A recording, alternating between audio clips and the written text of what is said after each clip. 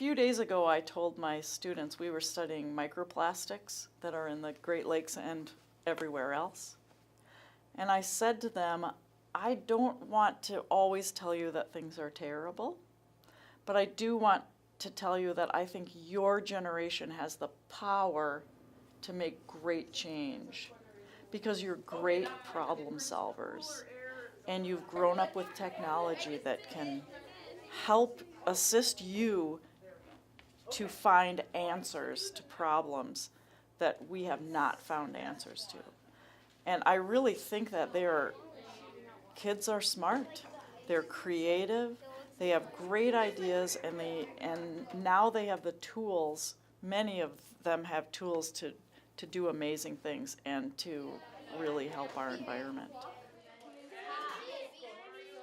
My name is Cindy Byers, and I'm a 7th and 8th grade middle school teacher. I teach science and language arts. Do we have anybody without this? Tyler, can you turn to this page?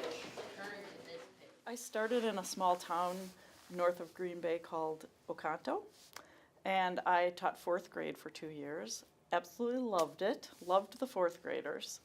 When my husband and I made a decision to move to central Wisconsin, I applied for quite a few jobs in the area, and the one that I was most interested in that I was asked to take was with Rosholt Middle School.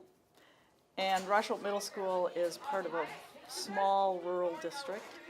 We have only 650 students from pre-kindergarten all the way through 12th grade. So I have smaller classes, which I am glad to have, and I really have gotten to know the community members over the last 25 years.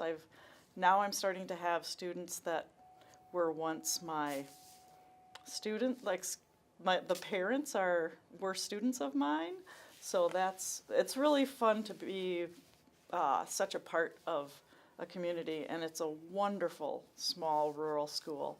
I went to large schools when I was a kid, and I got along well there, did really well there, had lots of opportunity, but it's been very exciting. I was interested in being in a rural school. So I did a lot with space and space education initiatives, and about 10 years ago, that organization was not funded anymore.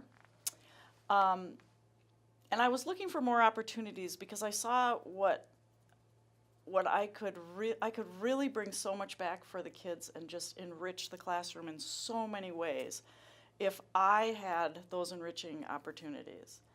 So I've always been passionate about the environment. I'd taken a few classes with Sea Grant and studying the Great Lakes. And I thought that, this was maybe a way that I could bring some more enriching opportunities for my students. In 2012, I found an opportunity to go on the EPA's Lake Guardian, which is a research vessel in the Great Lakes. And this was an opportunity through Sea Grant and through the EPA, and they had 17 teachers and 3 research scientists. And we were really treated like we were also research scientists. So the scientists taught us quite a few things, and then we had to come up with our own research plan, carry that all the way out, and then present our findings to a group of science professionals when we got back to Duluth, where we were sailing in and out of. So, that put a lot of pressure on us to suddenly learn new terms and new ideas and how to do everything. And we were seeing that, gosh, when we have kids doing experiments in our room, are these really experiments? And how can we have them working with real data and maybe things that are happening live, even from buoys and things like that out in the lakes that they can get live information from. So that was very exciting, and I just kind of kept with that, learning more about the Great Lakes. One of the instruments we used on the ship was then loaned out to teachers who had been trained on the ship to use. It's called the Hydra Lab. And I've been, I think for the last about 8 years or so, I've been using this HydroLab, which is a piece of equipment that the EPA sends to us, and then the students get to go down to our creek and use that and get data just like real scientists using real science equipment, and then we can work with that data. I had a friend actually that had been a teacher at sea and actually got to know another one along the way, and they encouraged me to apply for the Teacher at Sea program. I actually applied way back in 2012 when I had gone on the Lake Guardian, and I was not accepted at that point. And I didn't apply again till last year when things get busy, so I hadn't had a chance to do that. But the Teacher at Sea program, they get applications. Last year they got applications from 300 teachers, and they took 30 teachers into the program. And what they do is they put teachers on a ship, a working ship. And NOAA has quite a few ships along our coastlines, and they do research, ocean research and atmospheric research.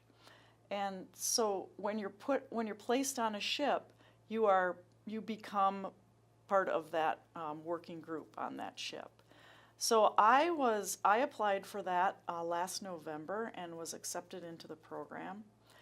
And I was sent on a ship to Alaska for 2 weeks.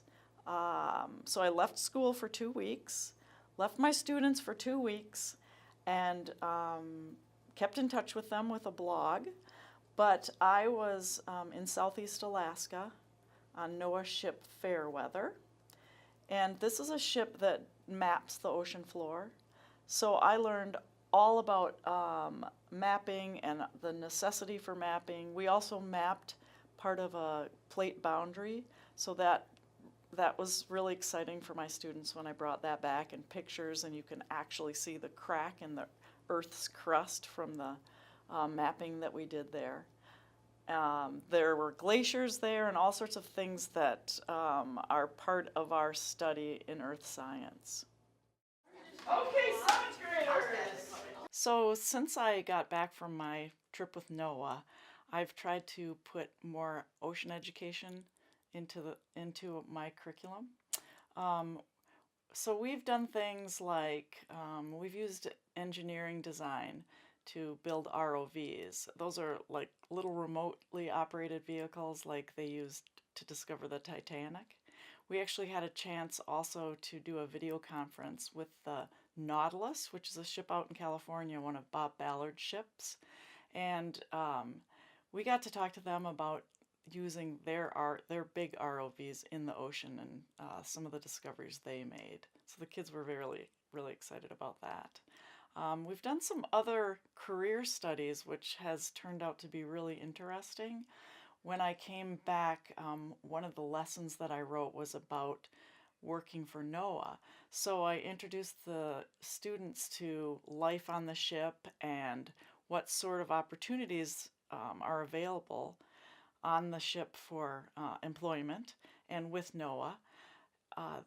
So the students right now are writing interview questions, and they're going to be working with some of the people on the ship where I was and interviewing them about their jobs. It's been really interesting to hear these kids from central Wisconsin. One of the little boys said, "You know what? It would be really cool if I could be an ROV operator someday." And just to hear the students talking about that or working on a NOAA ship someday in their life, it's just really interesting because it's something that I don't think they would have ever been exposed to had I not been involved in the Teacher at Sea program. Anybody else know? Why do they get warm?